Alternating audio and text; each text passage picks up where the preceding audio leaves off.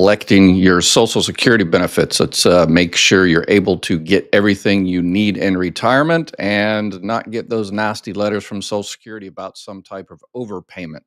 So let's go through the entire list today. When we're talking about early retirement, I'm not going to be talking about disability today. So we're talking about retirement benefits, spouse benefits, divorced spouse benefits, surviving spouse benefits, any other retirement based benefits.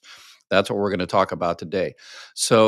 And we're talking about early retirement because when you retire after your full retirement age, whatever it is, 66 and 8 months or 67 or whatever the case may be, then you can make $1 billion in a month and it doesn't affect your Social Security check negatively at all. We'll talk a little bit about that when we get into the high 35 years. All right. So early retirement, 62, 63, 64, whatever the case may be. I put the numbers down there at the bottom for 2025. You're limited to the amount you can make. This year, it's $23,400. And why is there's a limit to how much you can make when you're receiving your Social Security retirement benefits? It's been around since 1935. Social Security was supposed to be a replacement for lost wages because of retirement. And if you're not really technically retired, so that's kind of the logic. But anyway, so $23,400 for the year. What a lot of people make a mistake and therefore they lose money. And because Congress refuses to support Social Security, the Social Security employees aren't there to answer these questions, which is a conscious decision by politicians. I've gotten into that before, but anyway. But people miss the monthly earnings limit. So there's also a monthly earnings limit as well that you can switch from an annual. Okay, let's say you're 63 years old, 64, whatever, and you want to go ahead and start receiving your Social Security benefits, retirement, spouse, survivor, whatever, in July. Okay. So you want to start your benefits in July, but you're currently working. Let's say it's February right now. It is February right now, but anyway, if you're watching this later, it's February right now, and you're currently working, and you want to continue working until June. And June, you're going to stop, and you want to start your benefits in July. Even if you go over the $23,400, it doesn't matter. You can make $1 billion from January until June, just as long as when you start your Social Security benefits in July, you're under the monthly. So they can only do that the first year. You can only do that the first year. So the first year you start collecting Social Security benefits, you can switch from an annual to a monthly. And your $1 billion is over 23,400. So the annual doesn't matter this year. The monthly. The first month you earn under $1,950, Social Security can start your benefits. So starting, let's say in July, you're going to be under $1,950. So they can start your benefits in July. You just have to stay under $1,950 for the rest of the year. And then the following year, they can't do a monthly earnings limit again. You have to stay under the annual $23,400. And what happens if you don't stay under the annual? Then Social Security will hold back $1 for every $2 you go over. So if you make $10,000 over, then Social Security wants $5,000 back, essentially, or they will withhold $5,000 worth of benefits. If your benefit amount is $2,000 a month, they will withhold 3 checks. And you're like, Ed, that doesn't make sense. You said 2003 should be 2.5 checks. No, Social Security can't hold half a check. They will withhold that whole check. Another common mistake that people make, and actually the Social Security employees unfortunately make. How do I know? I ran the 3rd busiest Social Security office in the country, and I know Social Security employees often make this mistake. It's part of the non-service month. So when you go in there and you file and you say, yeah, I made, $50, $60, $70,000, but I'm going to reduce my work starting next month and I want my benefits to start. The Social Security employee is supposed to go in there and code that into the system and say, okay, starting in July, those are non-service months, XXXXX. They're supposed to do that, and quite often they mess it up. And then the following year, you get a nasty email or you get a nasty snail mail from Social Security and said, hey, you worked too much. You said you were going to earn under this and you didn't. And so you owe us all this kind of money and stuff. Easy fix. Just go down to the Social Security Administration when you get that and say, here, yes, I did go over the annual, but I stayed under the 1950 starting in July, and whoever took my claim forgot to code that in correctly. So no big deal. They'll just wipe out the overpayment. And then just make sure you tell, whoever you talk to, yeah, make sure you get that person trained. Anyway, what counts as income? Earned income. People ask all the time, okay, I'm making $20,000 working, but I'm also going to get a Social Security check, and that's going to be $10,000 a year. Does that count? No, Social Security doesn't count, only earned income. I'm getting $20,000 a year, and I'm also getting a pension from X, Y, and Z, or I get alimony from X, Y, and Z. Does that count? No, it does not count.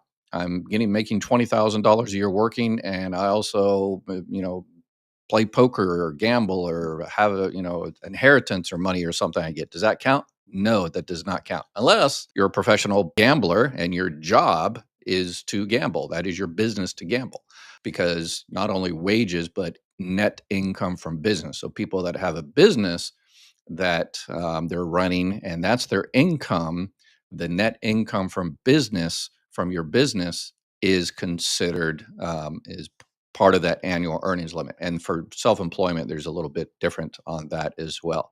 But so yeah, for gambling, unless you're a professional gambler, same thing on real estate. People ask me all the time, says, well, I do like an Airbnb and I rent out this place.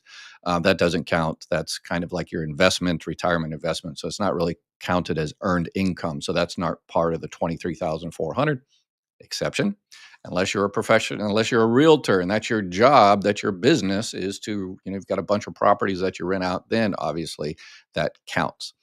All right. And when I'm talking about counting and annual earnings limit, I'm not necessarily talking about Medicare Part B and Part D. Those are different. Some people pay a higher premium for Part B and Part D, and that's based on income from 2 years prior. That's called the income related monthly adjustment amount. A lot of people are getting those letters right now. And if you disagree with it, if you reduced your earnings or something like that, then you should definitely appeal that. That's an SSA 44. If you need help with all things Medicare, make sure you reach out to my partners there at Chapter, and they can help you out with all that. So in what counts as income for the annual earnings limit is different than what counts as income for Medicare, that extra Part B and Part D premium. So I want to make sure I throw that in there.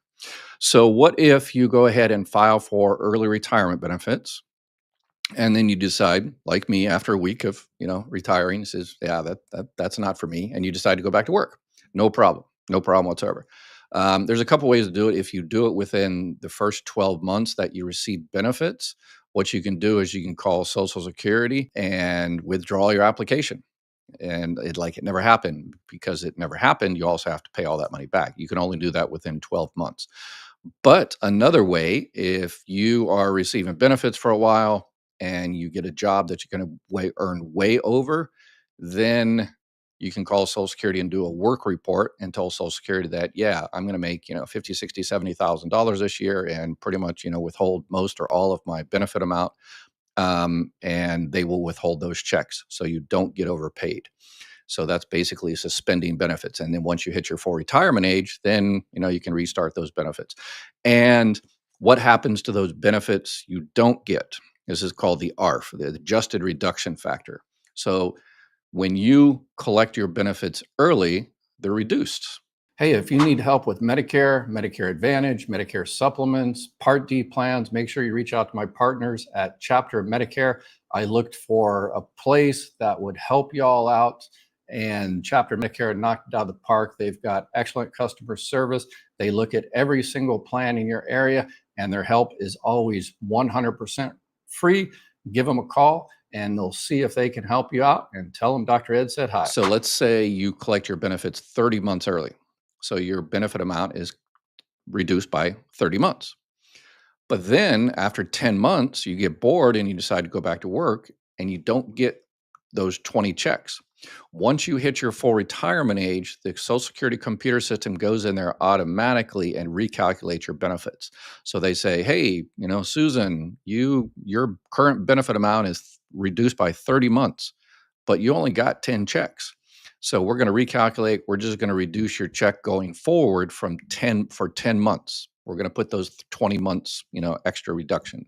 We're going to unreduce the reduction. People think, well, they'll get those 20 checks, the full checks, the amount. No, you'll just get unreduced by those 20 months. So from then on, you'll only be reduced 10 months, like you took your benefits 10 months early. And that's 100% automatic. Another thing that's automatic is if you are working, your early retirement or at 75 or 85 or 95 or whatever the case may be, what about that work? How would that affect your Social Security? Well, if it's one of your high 35 years, then it will increase your Social Security. And again, that's all automatic. So now is our favorite time of year. It's tax season. Okay, a little sarcasm there. And once you file your taxes, you and your buddies at the IRS do your thing, and then the IRS notifies Social Security that said, "Hey, Susan, Bob paid this much last year," and the Social Security computer system goes in there, whether you're 75, 85, 105, whether you're receiving benefits or not. Social Security computer system goes in there and says, "Hey, is this one of Susan or Bob's high 35 years?" Oh, it is one of the high 35 years. They kick out the low one, stick in the new one, recalculate, and everything is adjusted, and that's 100% automatic. That one takes a little bit longer. The cola, the yearly cola, that is immediate, pretty much in January. Some people in December. But the adjustment for the high 35 years, that takes a little bit longer because you have to file your taxes, and then the IRS has to notify Social Security, and then Social Security does the calculations and sends out the check. But if you were eligible for an extra $10 a month because last year was a big year, then they will say, "Hey, it's August and we just did the calculation and here's your extra $10, every month going forward. And by the way, we owe you 7 months back to January." And they'll pay you that 7 months back to 8 months back to January, whatever the case may be. And that's 100% automatic. Okay? One of the things that a lot of Social Security employees themselves and people mess up on, if you're receiving survivor benefits, there's a little crinkle in there, that your full retirement age for survivor benefits is a little bit different than full retirement age for regular spouse or retirement benefits. Surviving spouse full retirement age is a few months different, but the annual earnings limit is exactly the same, the year, because once you hit your full retirement age, the annual earnings limit changes. So the year you turn your full retirement age, it's no longer 23,400, it goes to $62,160. So if you turn your full retirement age 67 in July, you can make $62,160 from January till June. And then starting July, you can go back to making, $1 billion a month. If you make over that $62,160, then Social Security withholds $1 for every $3 you go over. So the before your full retirement age, $1 for every $2 you go over the 23,400. The year you turn your full retirement age, $1 for every $3 you go over the $62,160. And again, the month you hit your full retirement age doesn't matter anymore. Here's a strategy that some people use when they are going to go over the annual earnings limit. So people say, "Well, I don't know if I'm going to go over, and I might make 25,000 this year, or I might make 26,000, or I might make 27,000. What do I do? Should I call in Social Security should I tell them? What should I do? What should I do?" Paranoid. If you're just going to make a little bit over and you're not 100% certain, what a lot of people do is they just kind of let it ride. And then what happens is, because if you're going to make quite a bit over, then I would call Social Security and do a work report and say, "Hey, I'm going to make $100,000, so I shouldn't get any of these checks, and I don't want the overpayment, I don't want the nightmare, so just go ahead and stop my checks." But if you're going to be a few $1,000s over and you're not exactly certain, what a lot of people do is they just let it ride. And then when you file your taxes next year, keep it in the back of your head that, "Oh yeah, it looks I'm probably went $1,000 over, $2,000 over. So I'm going to get this nasty grant from Social Security. It's going to say, 'Hey, you said you're going to make 23,000, but you made $24,400. You went $1,000 over, so you owe us $500.' And it always says on the letter, 'Pay us now. We want our money now.'" I've done this for a few decades, and yeah, probably 1% of people actually write a check and, "Yeah, okay, here's our $500." Almost everybody sets up a payment plan, and it's interest free.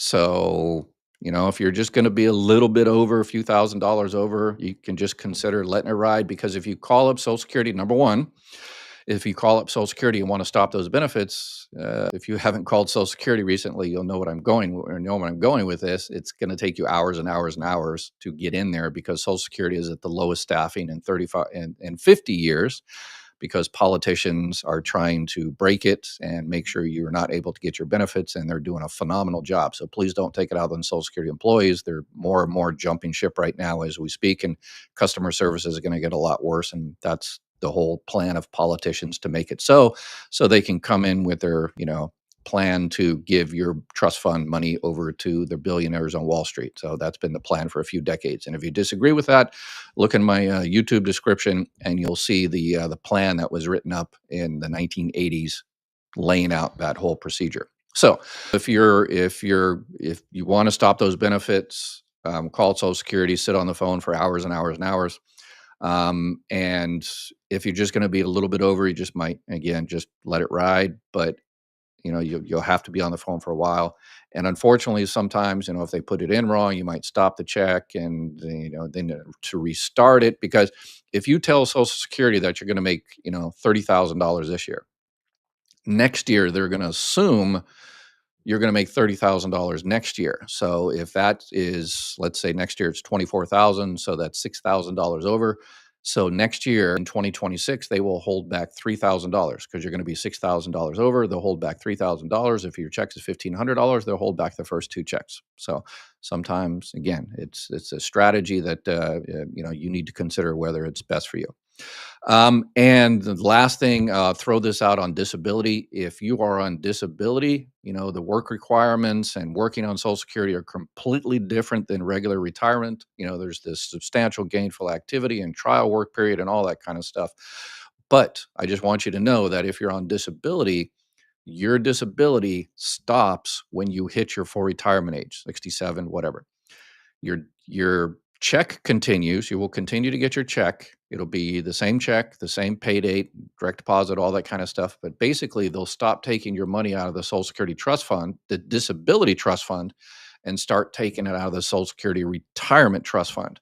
And it's just a bureaucratic thing. But what's important for those on disability is you're no longer limited into work. So because you're on regular retirement benefits and you're past your full retirement age, you can make $1 billion a month and Social Security doesn't care. And you no longer have those continuing disability reviews. So I see a lot of people out there that come into the live Q&A and said, yeah, I'm on disability. I'm 70 years old. And, how much can I work? And I'm like, well, number one, you're not on disability. Nobody past their full retirement ages on disability. They've all been switched to regular retirement benefits. So number one, you're not on disability. Number two, you have no limitations because you're not on disability. You're on retirement after full retirement age.